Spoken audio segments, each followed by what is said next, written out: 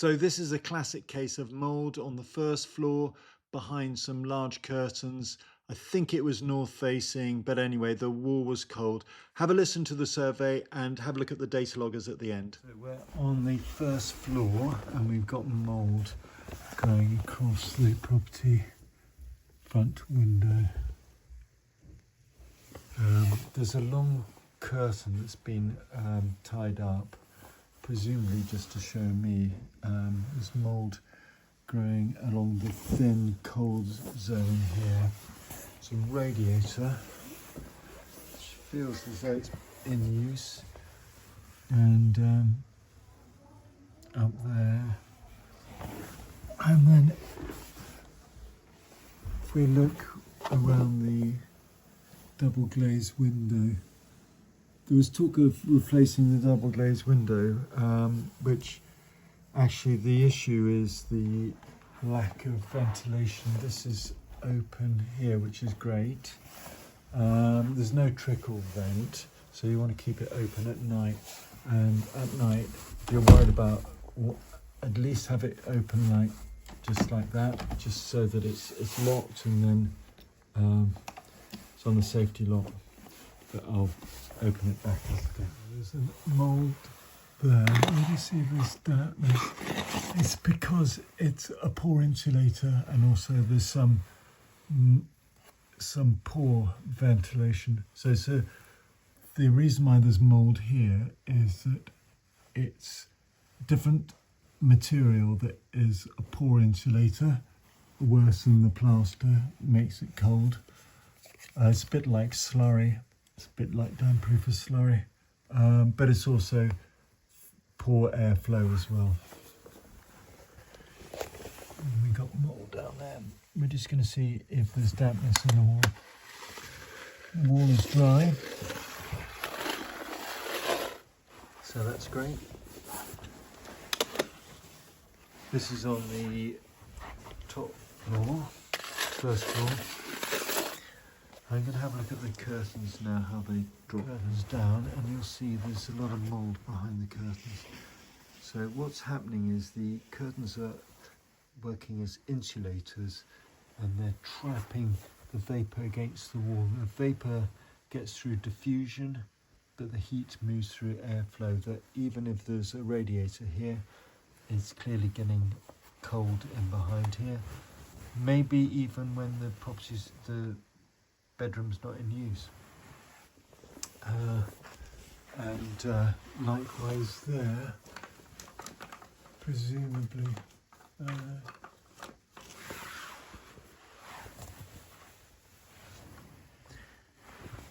Looking through a thermal imaging camera, you can obviously see the heat loss there, but the issue is the curtain. And in fact, if you look at the curtain, it's very mouldy as well.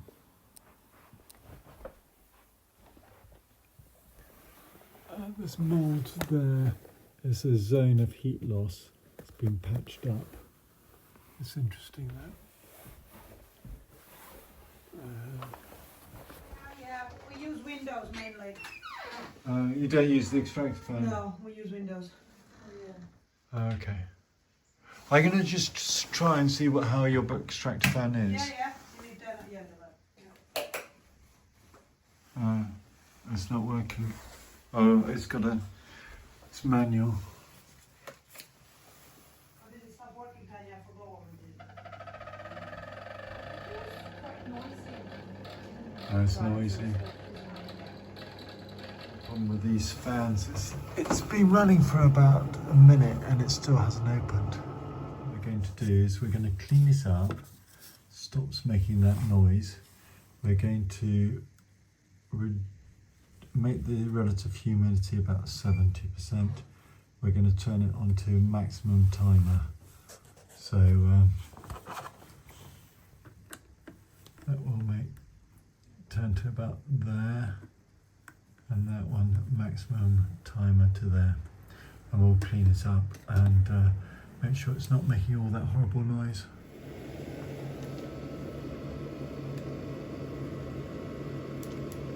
Long ducting in a small space, it means it's been pushed up, so I'm going to halve the length of ducting. That should speed up the fan quite a lot. There you go. It's, we 15, there you go, got to 15. So it's now working much better and should solve your problem. So just to explain, what I discovered is that there was a lot of ducting that was shoved into the hole that was causing both a lack of airflow and a noise. So the fan wasn't being used. I've removed the unnecessary part of the ducting. It should have been 100% taut, or probably better still, a metal ducting that's taut. And now the extractor fan should work, but make sure to keep the door closed and always make sure to use the extractor fan. All of this excess, I cut it down by about 50%, and all of that was pushed into that hole. So if you can think of it, it's just concertinaed up like that, and it slows it down, and it was full of dust and dirt and spiders' webs. Well, you can see the spider there. So it should be going a lot faster now, but I don't like that particular type of fan. Or whatever But the anyway. previous owners did. So I'm not a big fan of this type of extractor fan because they take a long time to open. Sometimes people have their showers before they're actually open. The other issue was in the kitchen, and the kitchen extractor fan wasn't ducted out, so the vapor wasn't going out of it. It is holding it up. It's not particularly strong. If I do that, it falls away.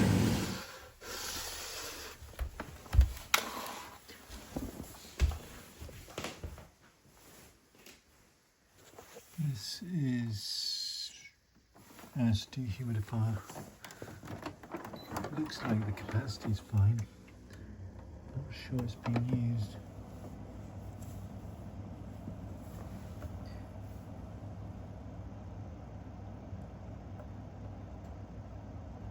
$12 litres a day. Should be 20 litres a day, ideally.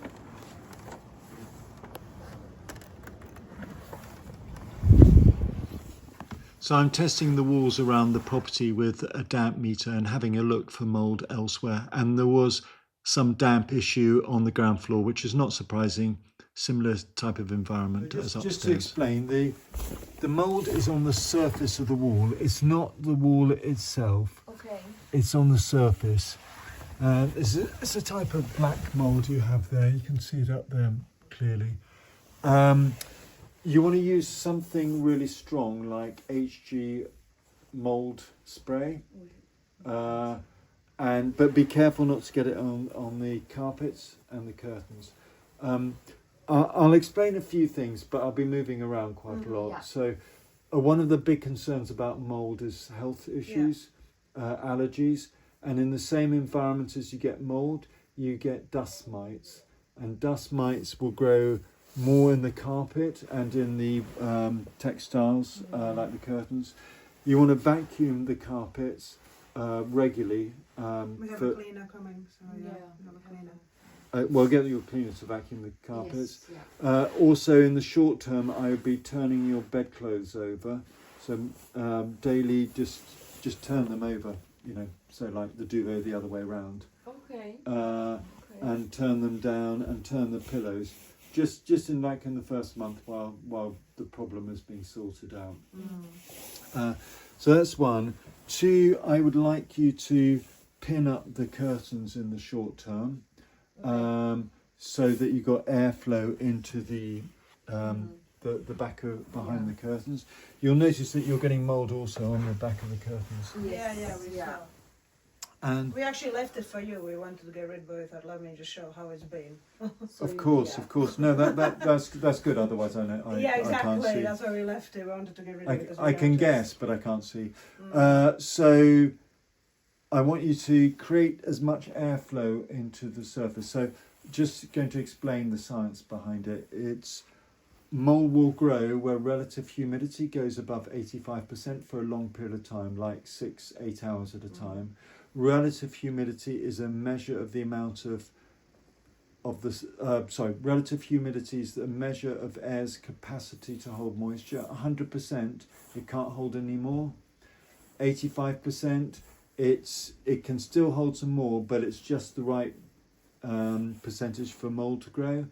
And it's a combination of the amount of vapour in air, so the dew point, and the temperature. And if the dew point is within 3 degrees centigrade of the temperature of the wall for a long period of time, then you have a risk of mould. In the UK, we have high levels of vapour outside, so when it's raining, there's a lot of vapour. So when you're ventilating out, you're replacing the indoor humidity with outside humidity. So if it's raining outside, you've got a lot of vapour. So you really do need to use a dehumidifier. You've got, this one is a 12 litre capacity dehumidifier. Ideally it should be 20 litres, especially if you're drying clothes internally. And I can see you're drying clothes next to a radiator. You've got the kitchen extractor fan. Doesn't work brilliantly, but it appears to be going up a chimney breast. That's all I can guess. I can see a chimney at the top, and it's not going outside anywhere. And it is working, but you've got an open plan kitchen, so you really do need to use the vent when cooking, and also cook with tops on pots and pans. I'll give you a few tips at the end, but I want you to be getting the internal dew point down below the outside temperature at all times. It's hard to do it if it goes below 0, but you both come from countries where it's low humidity outside. Yes. In winter, when you're ventilating out, you're getting it may be cold, but it's really fresh. Yeah. It's really low vapor. So a lot of people that come from hot countries and come from cold countries find it difficult to understand why you're getting mould in this country. Yeah. And but it's not a major issue. The environment that the mould is growing in can cause dust mites, and that can be a problem. And so you do need to deal with this, and obviously for your own sense of well-being, you want to get rid of the look of it. So I'll give you 3 things to do at the end, so that's just a background to the mould. When you said about the 20 litre, is it just the capacity or the strength? It's the strength. It's it's based on 30 degrees centigrade and 80% relative humidity. So a theoretical rate at which you can pull water out of the air. Right. So in Hong Kong, my cousins live in Hong Kong, and they take out of the air like 10, 20 litres a day. You have to. In this country, even if it's a 20 litre capacity, theoretical capacity, you're only going to get out like 2 or 3 litres. But all the vapour you're taking out is vapour that would otherwise be going onto the wall. So I personally run a dehumidifier 24/7, constantly, and including when going away. I was wondering, because we have it on in the day, but not when we sleep.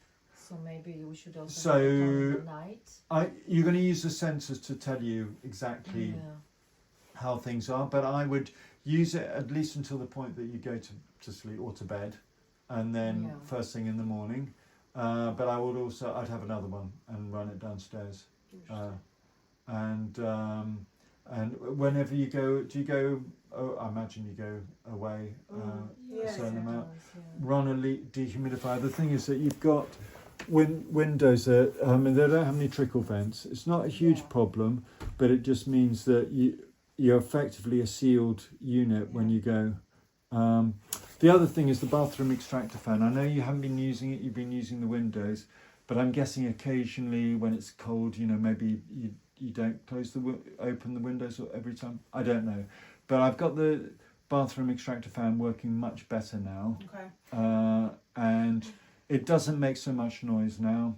And I think you should try and use it. But use the data loggers. So essentially you want to get the data loggers below, the dew point showing on the data loggers below the outside temperature. You know what the outside temperature is because you can look it up on your phones or Met Office or BBC or whatever. And you can also tell what the forecast is going to be. generally, once you get it down for a while, you're bringing the vapor out of the walls, so the walls are behaving better. I mean, I'll show you one interesting factor you've got here, and that is this is an area of heat loss. So you're just getting mould around that, and that's because it's the plaster that presumably had wall plug in there. It's been filled with a filler that has worse insulation compared to the normal wall, and that's why you're getting it there. It can be a marginal difference that makes all the difference. One degree centigrade can make 1 degree centigrade increases relative humidity by about 5%. So it can go from 80% to 85%. That's all it takes. So the thing about vapor is it moves through diffusion, whereas heat in the residential setting mainly moves through air currents. So if a curtain is up against a wall, it will get the vapor from the diffusion because it will diffuse through the material, but it won't get the heat. So what happens is the wall doesn't warm up, and it will get the same amount of vapor. And where the relative humidity in the centre of the room may be only 65%. If there's for sake of argument, there's a 5 degree centigrade difference between the centre of the room and the cold wall, that would increase the surface relative humidity by about 25%. So it would take it from 60% to 85%, which is perfect growing conditions for mould. Right. So that's the sort of the basis. So you want to do the opposite of that. So you want to keep surface free of things like curtains as much as possible, and you want to create airflow. With the radiator, do you have it on at night, for instance, or? I'm too hot. I can't. I'm too hot. Yeah, which is fine, but you've got to also recognise that a radiator, when it's not in use, is creating heat loss, marginal, but it's the cold water. Anyway, if you pin up the curtain, I think it will go a long way to solving most of the problems. Plus the bathroom. Plus, what I want you to do is dry clothes with a dehumidifier next to them downstairs. In winter, summer we have it outside. Yeah, we always. So the general rule with dehumidifiers is you either have it in the room where you're producing the vapour, which I think is largely down in the kitchen area. I run it 24/7, and in the room where you're getting the mould and damp, which is there. This is the only place where. And I would say get another dehumidifier. You've got a 10-12 litre dehumidifier there, which is fine for the bedroom, but another one for downstairs. Okay. And have one running when you guys go away, because a lot of the mould will happen when you're not here. It's much cheaper. It's much better for the environment. It's much better for your carbon footprint if you run a dehumidifier rather than heating the place.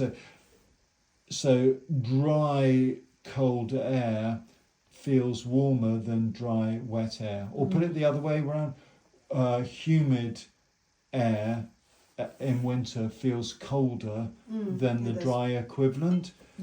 So if you drop the humidity to less than about 60% relative humidity, you'll find that you can turn the thermostat down and feel just as comfortable.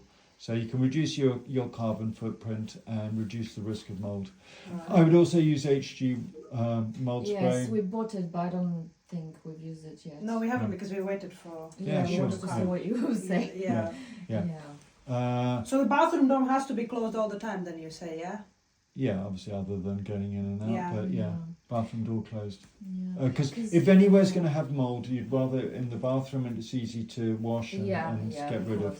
We've barely seen mould in bathroom. We don't have any there. But that's because it's moving, because it's I see. Okay, all right. The vapour's moving to the other rooms. Interesting. Okay. But I'll put everything online. Put any comments. So put hopefully positive comments to say, yep, it's all working brilliant. Or if there are any negative ones, I'm really happy for you guys to just say it hasn't worked. He's talking a load of shit. and you'll find lots of people comment. A lot of people, say some fairly rude things about me, as well as.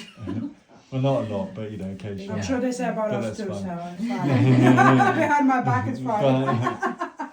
But anyway, but I promise you, if you follow what I recommend. Okay. So I'm giving you a few things now, but then there will be some Yeah. additional things in the I future. think it was interesting what you said about not having the window open when it's raining. Yeah, that I or didn't know. humid because the downstairs fan, the extractor is quite noisy, and as you said, it works but doesn't feel really powerful. When we cook, we do tend to have the window open downstairs, and sometimes the bathroom door, But because the the- smell of the food comes here, and we kind of feel like, if we wanted to get out, we should have this door open when we cook. Well, I think it's good, but you've got to remember that if the wind's blowing in this direction, the vapour's going to go into the rest of the house rather than out. But a certain amount will go out. But it's what's called untargeted ventilation. Yeah. Whereas targeted ventilation is the overhead extractor fan. Yeah. But also cook with tops on pots and pans. And you Yeah. reduce the Okay. amount of vapour by 80%. Interesting. Yeah, well, the guy who we spoke to, he said we can get it fixed the downstairs one. He said just put a line outside to the wall, We have the to- extractor. Yeah. 'Cause it You is- you we can do that, but ultimately you've got to use it, and it's the noise of the fan that I think is more of the. It's just because the in our issue. countries as well, we used to just have the door. My mom said, I'll open the door, but obviously it's different. Like he said about the humidity. Yeah. We've coming from different mindsets, and so we just need Yeah. to change that a bit. That's Well, all. data is everything. Yes. Data's knowledge, and you can Yeah. see it on the sensor. Agreed. You only get 3 months out of that, but you can reset it and put a new battery. Mhm. Batteries last a year. The data's only like 100 days worth of data. Okay. But you can reset it, or you can just take the battery out and reset it. But there is Yeah. a way of doing it on the. Yeah, I'll on find the it out. PC. Good, don't worry. Yeah. Is that right? What? No, not. Just in the country. Not What, are you serious? Yeah. Small. Seven- 1.7. It's 1.7 Oh, million. 1.7 million. Well, anyway, but that's another conversation. But so you can see this is a thick double glazing. There's Yeah. a big gap between Yeah. the two. Yeah. There are no signs of condensation within the window, which is when they start to go, is when they get gas inside the gas escapes and moist air gets in and it Ah, yes, we condenses. do. So there's no sign of that. You've got mould around it, but the thing is, it's made from UPVC, Yeah. which, although it's not necessarily the most beautiful material, it's quite a good insulator. Yeah. And it's better than metal. Metals are poor insulators. So I'm no expert in double glazing, but I can't see that it's a particularly bad type of double glazing. Not Okay. worth changing it. Yeah. Yeah, because they quoted a ridiculous amount. I'm like, I will lend myself how to change it. But the other thing to know is it wouldn't solve your van. That's my main thing. Is I If wonder we- if it's sold. If we. the front of your property and the back as well. I love your dog. And when you've got render, you've got a risk of render cracks. I didn't see any. And the other thing is that when you have what's called penetrating damp, Yes. that's where you will get a stain on the inside because the water's coming the whole way through.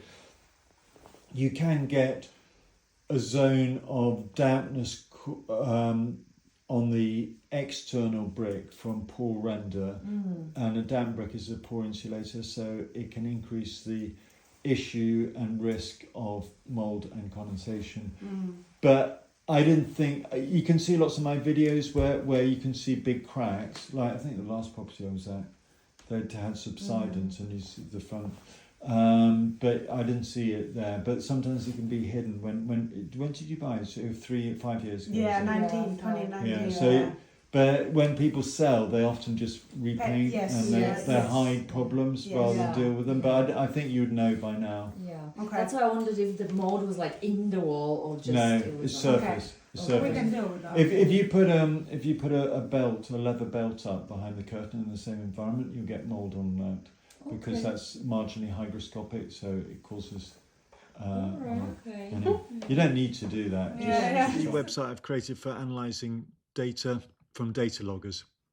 So it's damp.ai/detect. All you need to do is upload your files, which you have obviously downloaded from the data loggers, and select the damp wall and the nearest vapor source. In this case, it's the bathroom.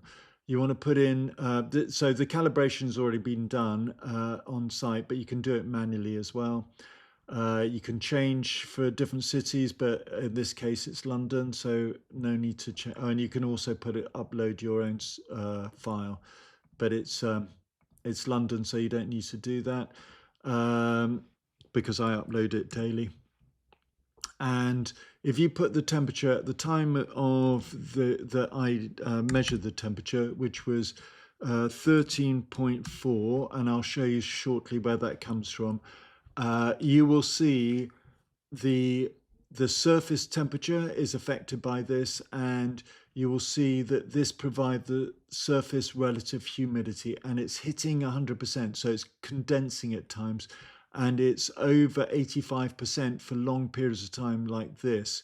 This is so if it's more than 6 to 8 hours at a time, you're at risk of getting mold. Mold spores grow where relative humidity goes above 85% for long periods of time. Mold spores are omnipresent, but you get much higher concentrations where it's already starting to grow. So you just need to keep on top of it, which with anti-mold sprays like HG.